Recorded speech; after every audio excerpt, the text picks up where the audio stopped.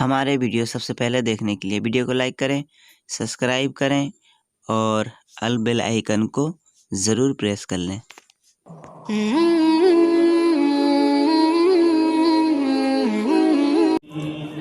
والصلاة والسلام على رسوله سيد المرسلين وعلى آله الطيبين الطاهرين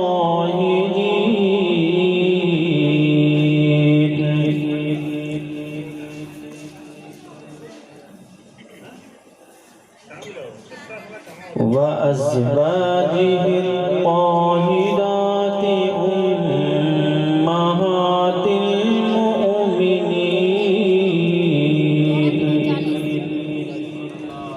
وعلى أصحابه المكرمين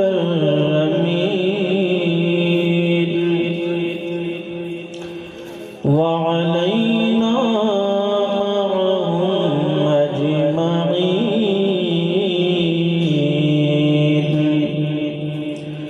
أما بعد فأعوذ بالله من الشيطان الرجيم. بسم الله الرحمن الرحيم.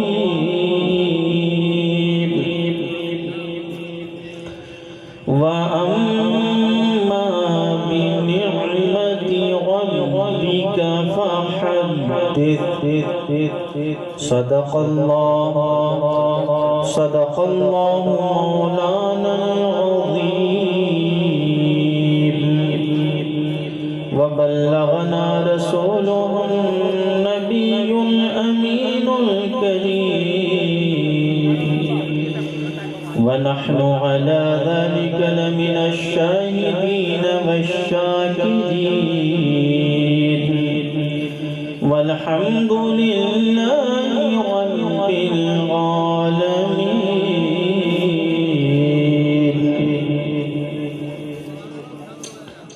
حضرات محترم، آئیے سب سے پہلے آقائے نامدار مدینے کے تاجدار سید ابرار و اخیار کائنات گیتی کی اولین فصل بہار شافع روز شمار حضور تاجدار مدینہ صاحب معطر پسینہ باعث نزول سکینہ رحمت عالم نور مجسم فخر بنی آدم صبح کائنات کے شمس الضحیٰ شام کائنات کے بدر الدجا ساری کائنات کے مرکز عقیدت و محبت مصطفیٰ جان رحمت شمع بزم ہدایت نوشہ بزم جنت کان لال کرامت معدن جود و حکمت نیر برج رفعت عرش کی زیب و زینت فرش کی طیب و نزہت ہمارے حضور جان نور شافع یوم النشور احمدی مصطفیٰ محمد مصطفیٰ صلی اللہ علیہ وسلم کی بارگاہ ناز میں درودوں کی ڈالی محبت کی تھالی میں سجا کر پیش کریں اور پڑھیں اللہم صلی علی سیدنا و شفیعنا مولانا محمد بارک وسلم صلو علیہ صلاۃ و سلام علیک یا رسول اللہ صلی اللہ تعالی علیہ وسلم. آپ لوگوں کی محبت میں آپ کے اس دیار پربہار میں دوسری مرتبہ حاضری کا شرف حاصل ہوا. میرے خلیفہ برحق محب گرامی وقار ناشر مسلک اعلیٰ حضرت محب اہل بیت رسالت حضرت العلام حضرت علامہ و مولانا عبد الرقیب صاحب قبلہ مدظ اللہ النورانی نے دعوت محبت پیش کیا اور میں آپ حضرات تک پہنچا. بڑی مشقتیں بڑی دشواریاں جھیل کر میں آپ تک پہنچا تو آپ کا بھی فریضہ یہ بنتا ہے کہ کچھ قیمتی نصیحت آمیز کلمات جو میری زبان سے نکلیں وہ آپ حضرات سماعت کریں، اور یقیناً میں جانتا ہوں کہ اب محفل پاک میں جتنے لوگ بچے ہوئے ہیں بحمدہ تعالی وہ اوریجنل لوگ ہیں، سب عاشقان اہل بیت ہیں بحمدہ تعالی۔ اور جس علاقے میں علامہ عبدالرقیب جیسا متحرک اور فعال عالم دین ہو تو ظاہر سی بات ہے کہ اس علاقے میں بزرگوں کا فیضان تو نازل ہوگا ہی، اور اتنی عظیم شخصیت مصدر رشد و ہدایت، سالک منزل معرفت، آفتاب ولایت، ماہتاب طریقت، حضرت صوفی سید سلطان شاہ بابا علیہ رحمت و رضوان کا مزار پربہار ہو، ان کا آستانہ پروقار ہو، اس علاقے کی بات ہی کیا کہنا ہے۔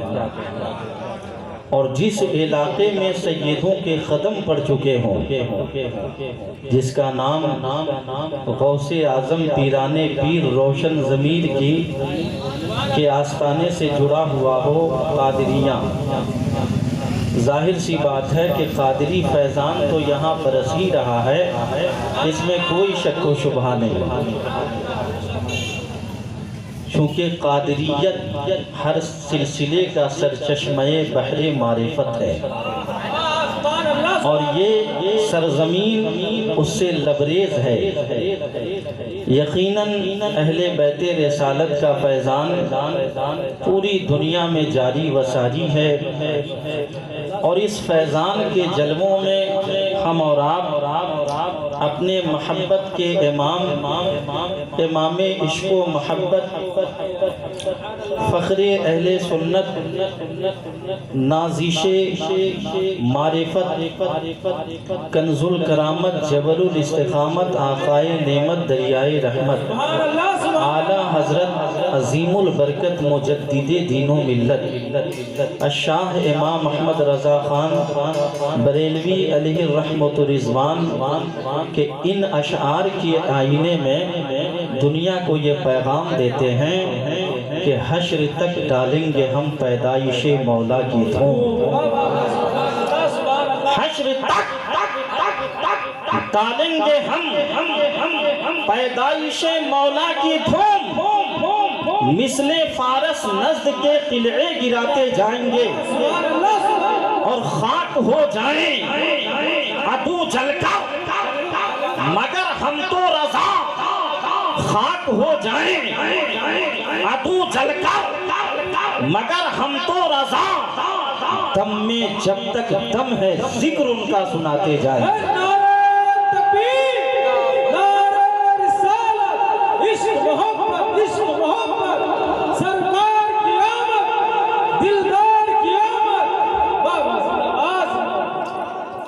تو محبت کے ساتھ جھوم کر درود پاک پڑھیں، اللہم صلی علی سیدنا شفینا مولانا محمد بارک وسلم، صلو علیہ صلاۃ و سلام علیک یا رسول اللہ صلی اللہ علیہ وسلم۔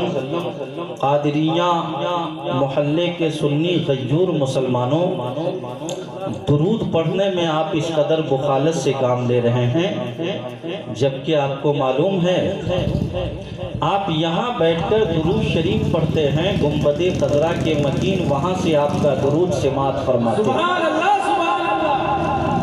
یہ آج کی بات نہیں ہے، جب میرے نبی دنیا میں تشریف نہیں لائے، قرآن کہتا ہے أَلَمْ تَرَ كَيْفَ فَعَلَ رَبُّكَ بِأَصْحَابِ الْفِيلِ، اے محبوب کیا آپ نے نہیں دیکھا کہ آپ کے رب نے کیا حشر کیا ہاتھی والوں کا؟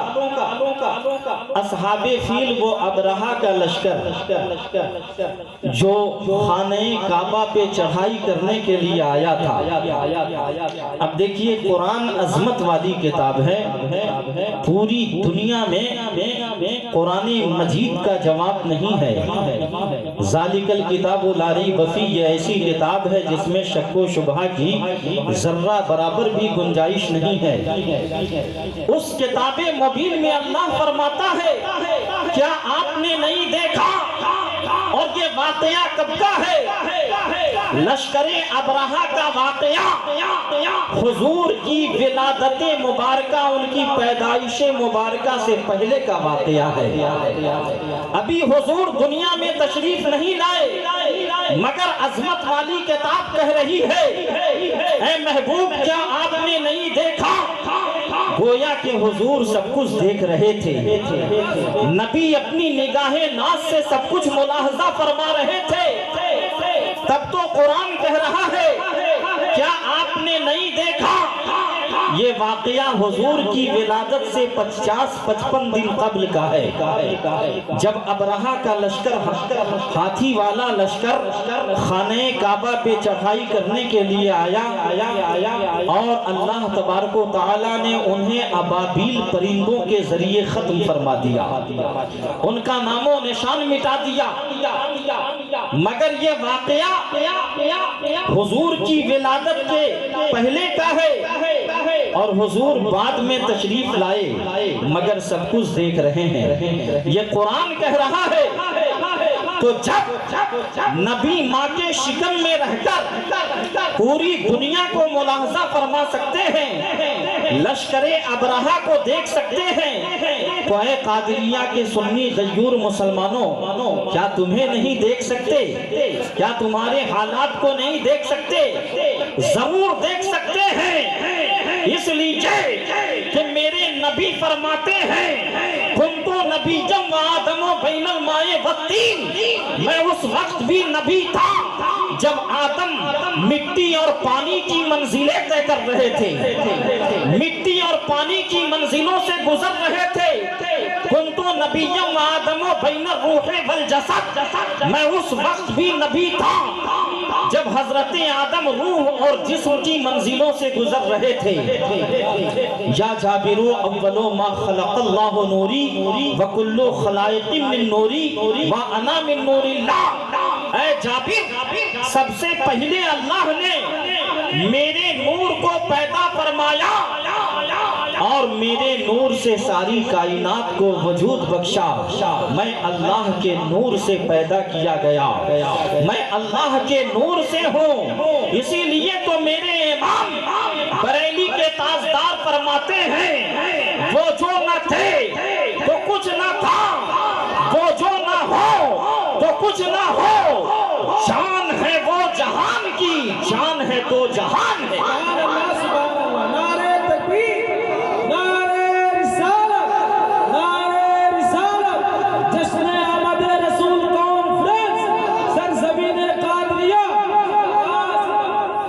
یہ تو اس سرزمین کی خوش نصیبی ہے، خوش قسمتی ہے کہ بحمدہ تعالی ہمارے غلام مصطفیٰ بھائی اور یہاں کے صوفی سید سلطان شاہ رحمت اللہ علیہ کمیٹی والوں نے اتنا شاندار جلسہ منعقد کیا، اور یہ سرزمین ایسی ہے جہاں اکثر و بیشتر جلسے جلوس ہوتے رہتے ہیں، اس لیے کہ آپ لوگوں کو جام پلانے والا کوئی اور نہیں بلکہ نبی کی آل ہے، اور جس کو نبی کی آل کا جام مل جائے یقیناً وہ اپنے وقت کا بادشاہ ہے، وہ مقدر کا سکندر ہے۔ زمانہ آل نبی کی چاہے جس قدر مخالفت کرے ان کا مقام کبھی گھٹتا نہیں، تو گھٹائے سے کسی کے نہ گھٹا ہے نہ گھٹے، جب بڑھائے تجھے اللہ تعالیٰ تیرا، جب بڑھائے تجھے اللہ تعالیٰ تیرا، مٹ گئے مٹتے ہیں مٹ جائیں گے دشمن تیرے، مٹ گئے مٹتے ہیں مٹ جائیں گے دشمن تیرے، نہ مٹا ہے نہ مٹے گا کبھی چرچا تیرا۔ تو یقیناً نسیم سرکار کی ذات، چھوٹے سرکار بڑے سرکار کی ذات، یہ نعمت غیر مترقبہ ہے ہمارے لیے، اور یہ سرکار مجاہد ملت کا فیضان ہے کہ اڑیسہ والوں کو یہ عظیم تحفہ ملا۔ کون مجاہد ملت؟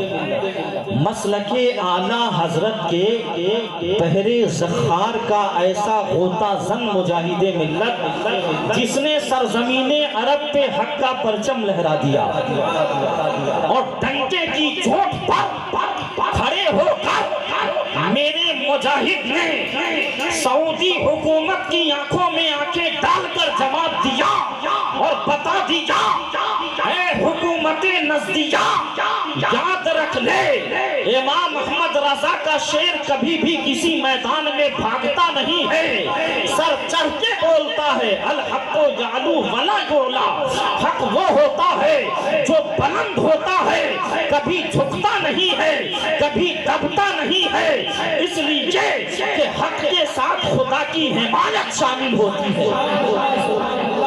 فیضان سرکار مجاہد ملت، فیضان سرکار مجاہد ملت، ہمت سرکار مجاہد ملت۔ یقیناً آپ لوگوں کو غلام سرور بھائی نے خوب جام پلایا، نقیب اہل سنت نے، اور جلسے میں تو یوں سمجھیے کہ انہوں نے جان پیدا کر دیا، اور یہ جو چہروں پہ چمک نظر آ رہی ہے، روشنی کی جھلک نظر آ رہی ہے، یہ تو بزرگوں کا فیضان ہے۔ تو میرے دوستو، میرے مجاہد نے ظالمان جفا کیش کو، وقت کے یزیدیوں کو ایسا جواب دیا کہ ان کے کسی سوال کا کوئی جواب نہیں دے سکا۔ جتنے سوالات آپ نے قائم فرمائے، جب آپ نے اپنی الگ جماعت قائم کی تو پوچھا گیا کہ آپ نے حرم شریف میں الگ جماعت قائم کرنے کی ہمت کیسے کی؟ تو آپ نے ڈائریکٹ جواب دیا کہ وہابیوں کے پیچھے، نزدیوں کے پیچھے ہماری نماز نہیں ہوگی۔ کہا وہ کیسے؟ کہا اس لیے کہ آپ لوگ تو کہتے ہیں کہ غیر اللہ سے مانگنا شرک ہے، اور قرآن پاک میں ہے وَابْتَغُوا إِلَيْهِ الْوَسِيلَةَ، اللہ کی جانب وسیلہ تلاش کرو۔ نزدی گورنروں نے بڑے بڑے علماء کو مجاہد ملت کے مقابلے میں وہاں جمع کیا، بڑے بڑے مفتیان کرام جو ان کے مکتب فکر کے تھے، جو ان کی جماعت کے بڑے شمار کیے جاتے تھے، مجاہد ملت کے پاس لا کے کھڑا کر دیا۔ اس مولوی سے بحث کرو، یہ قرآن اور حدیث کی زبان بول رہا ہے، اب اس سے بحث کرو۔ جانتے ہیں جب اس نے کہا کہ غیر اللہ سے مدد مانگنا شرک ہے، تو آپ نے فرمایا کہ قرآن پاک میں اللہ فرماتا ہے وَابْتَغُوا إِلَيْهِ الْوَسِيلَةَ، اللہ کی جانب وسیلہ تلاش کرو۔ اب قرآن کی دلیل کا ان ظالموں کے پاس کیا جواب ہوتا؟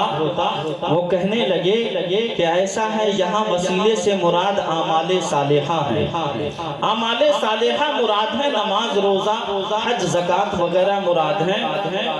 تو کہا اچھا یہ بتاؤ، جب یہاں وسیلے سے مراد اعمال صالحہ نماز روزہ حج زکوٰۃ ہی کو لے لیں، تو بتاؤ کیا نماز روزہ زکوٰۃ حج یہ اللہ ہے یا غیر اللہ ہے؟ اللہ ہے یا غیر اللہ ہے؟ اس سوال کا جواب کسی بھی نزدی مفتیوں سے نہیں ہو سکا، اور سب نے ہاتھ جوڑ لیا، کہا کہ اس سے ہم بحث نہیں کر سکتے، یہ تو قرآن اور حدیث کی بولی بول رہا ہے۔ میرے مجاہد کو قید کر دیا گیا، وہ مجاہد ملت جو اعلیٰ حضرت کا حسین انتخاب، جنہوں نے ساری زندگی ایک ایک قدم پر مصطفیٰ جان رحمت کی شریعت کے لیے اپنی جان کو ہتھیلی پہ رکھ کر پوری دنیا میں مسلک اعلیٰ حضرت کا پیغام پہنچایا، آپ کو جیل کے اندر ڈال دیا گیا، مگر نزدیوں کو یہ نہیں معلوم تھا کہ جو اللہ والا ہوتا ہے اللہ کی حمایت غیبی اس کے ساتھ ہوتی ہے، اللہ کی غیبی حمایت اس کے ساتھ ہوتی ہے، ہم اس کا کیا بگاڑ سکتے ہیں۔ سرکار مجاہد ملت کبھی جیل میں نظر آتے تھے، کبھی جیل سے باہر نظر آتے تھے، وہاں کے شرطا نے، وہاں کے جو جیل انتظامیہ تھے، ان لوگوں نے کہا کہ سعودی حکومت سے کہ یہ تو بڑا عجیب آدمی ہے، کبھی جیل میں نظر آتا ہے کبھی باہر نظر آتا ہے، ہماری نوکری خطرے میں پڑ جائے گی، اسے جلدی ہندوستان بھیج دیا جائے۔ اور حضور مجاہد ملت ہندوستان کی سرزمین پہ تشریف لے آئے۔ تو میرے دوستو، مجاہد ملت ایسی ویسی شخصیت کا نام نہیں ہے۔ میرے استاد گرامی فرمایا کرتے تھے کہ ایک مرتبہ مجاہد ملت علیہ رحمت رضوان مبارک پور حاضر ہوئے، وہاں جانے کے بعد حضور حافظ ملت علیہ رحمت رضوان سے ملاقات ہوئی، اور محدث اعظم پاکستان علامہ سردار احمد پاکستانی علیہ رحمت رضوان بھی موجود تھے۔ تو علامہ سردار احمد پاکستانی رحمت اللہ علیہ، جنہیں محدث اعظم پاکستان کہا جاتا ہے، اور حضور حافظ ملت علیہ رحمت رضوان اس وقت مبارک پور میں قصبہ میں ایک چھوٹی سی جھونپڑی بنائی گئی تھی مصباح العلوم کے نام سے، اس زمانے کی بات ہے۔ تو مجاہد ملت علیہ رحمت رضوان نے محدث اعظم پاکستان سے فرمایا کہ سردار بھائی آپ میرے ساتھ دین کے کاموں میں شامل ہو جائیں، جہاں میں چلوں آپ قدم بقدم ہو کر میرا ساتھ دیں۔ تو محدث اعظم پاکستان نے فرمایا کہ حبیب الرحمن بھائی، چونکہ یہ لوگ جو ہے درسی ساتھی تھے، حضور صدر الشریعہ علیہ رحمت رضوان سے ایک ہی ساتھ پڑھتے تھے، یہ سب درسی ساتھی تھے، اور دارالعلوم معینیہ عثمانیہ اجمیر شریف میں یہ لوگ تعلیم حاصل کرتے تھے۔ تو محدث اعظم پاکستان نے فرمایا کہ حبیب الرحمن بھائی میں آپ کا ساتھ نہیں دے سکتا، اس لیے کہ آپ تو جیل کی سلاخیں بھی برداشت کر لیتے ہیں، مار پیٹ بھی برداشت کر لیتے ہیں، وہ قوت تحمل میرے اندر نہیں ہے۔ اتنا سننا تھا، سرکار مجاہد ملت علیہ رحمت رضوان کی آنکھوں میں آنسو آ گئے، رونے لگے زارو قطار۔ حضور حافظ ملت علیہ رحمت رضوان کھڑے ہوئے، کہا کہ حبیب الرحمن بھائی آپ خوف نہ کریں، میں آپ کے ساتھ چلنے کے لیے تیار ہوں۔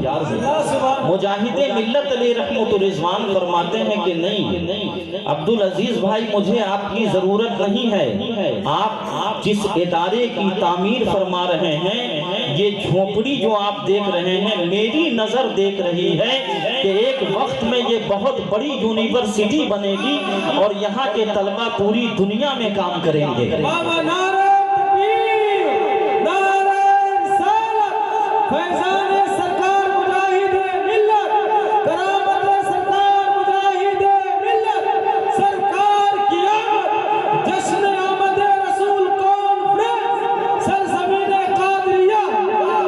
اسی زمانے میں مجاہد ملت کی نگاہیں ولایت دیکھ رہی تھی کہ یہ الجامعۃ الاشرفیہ کی شکل اختیار کر جائے گا، مصباح العلوم، اور پوری دنیا میں یہاں کے علماء کام کریں گے، اور مسلک کا جھنڈا وہ سب سے اونچا لے کر کے آگے بڑھیں گے۔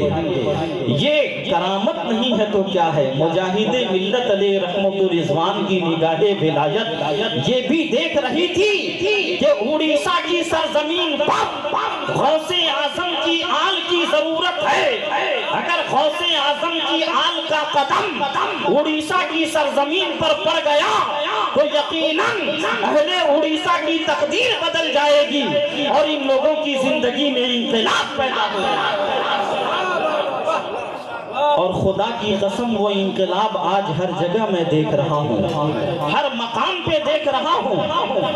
اتنی دیر سے حجرہ شریف میں بیٹھ کر کے ایک کتاب کا میں مطالعہ کر رہا تھا جو علامہ عبدالرقیب صاحب نے مجھے عنایت کیا تھا۔ مفتی غلام حیدر صاحب قبلہ کی بڑی شاندار اور نہایت ہی بصیرت افروز اور نصیحت آمیز کتاب ہے، مختصر سی کتاب ہے، اسے کئی مرتبہ اتنی ہی دیر میں نے پڑھ لیا، بہت شاندار دلائل سے مزین ہے، اور میں دعا کرتا ہوں کہ رب العالمین مفتی غلام حیدر مصباحی کو دن 11ویں رات 12ویں ترقی عطا فرمائے، اور علامہ عبدالرقیب کی محنتوں کو رب العالمین اپنے حبیب کے صدقے میں خوب قبول فرمائے اور اس میں اور زیادہ اضافہ فرمائے، آمین کہہ دو۔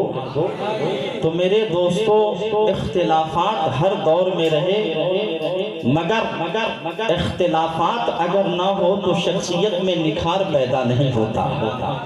بات سمجھ میں آ رہی ہے؟ شخصیت میں نکھار پیدا نہیں ہوتا۔ شخصیت کے اجاگر کرنے کے لیے اختلاف کا ہونا ضروری ہے۔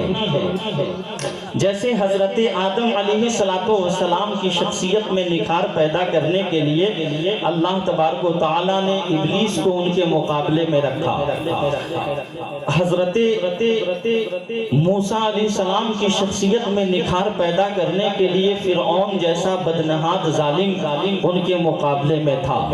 ابراہیم خلیل اللہ علیہ السلام کی شخصیت میں نکھار پیدا کرنے کے لیے نمرود جیسا ظالم جفاکیش ان کے مقابلے میں تھا۔ میرے نبی صلی اللہ علیہ وسلم کی شخصیت کو پوری دنیا میں متعارف کرانے کے لیے بہت سے کفار مکہ تھے، ابو جہل، ابو لہب، عتبہ، شیبہ، ولید ابن مغیرہ، یہ سب کے سب ظالمان جفاکیش۔ تو اس لیے شخصیت میں نکھار پیدا کرنے کے لیے اختلاف ہونا بھی ضروری ہے۔ بات سمجھ میں آ رہی ہے؟ مگر دیکھو آج اڑیسہ کی سرزمین کا مقدر ہی بدلا ہوا نظر آ رہا ہے، انقلابی کیفیت نظر آ رہی ہے، اس لیے کہ نبی کی آل کا صدقہ اور فیضان ہے یہ۔ کبھی انہوں نے کسی کی لعنت و ملامت کا خوف نہیں کیا، اس لیے کہ جو اللہ کا ولی ہوتا ہے وہ بے خوف ہو جاتا ہے، اسے کسی چیز کا خوف نہیں ہوتا، بے خوف ہوتا ہے، چاہے اس کے جتنے مخالفین ہو، اس کی شخصیت سمرتی رہتی ہے، نکھرتی رہتی ہے۔ تو میرے دوستو، ان چیزوں کو دل پر اور دماغ پر لینے کی ضرورت نہیں ہے۔ جن لوگوں کا مقدر پھوٹا ہوا ہے، جن کے نصیب ٹوٹے ہوئے ہیں، جن کی قسمت میں داغ ہے، وہ یقیناً ایسی حرکتیں کرتے ہی رہتے ہیں۔ اللہ انہیں ہدایت کلی عطا فرمائے، آمین ثم آمین۔ یہ تو تمہیدی گفتگو تھی، اب کچھ قیمتی باتیں جو میں نے قرآن پاک کی آیت کریمہ پیش کی، وَأَمَّا بِنِعْمَتِ رَبِّكَ فَحَدِّثْ، اور اپنے رب کی نعمتوں کا خوب چرچا کرو، خوب چرچا کرو، جتنا ہو سکے اتنا چرچا کرو۔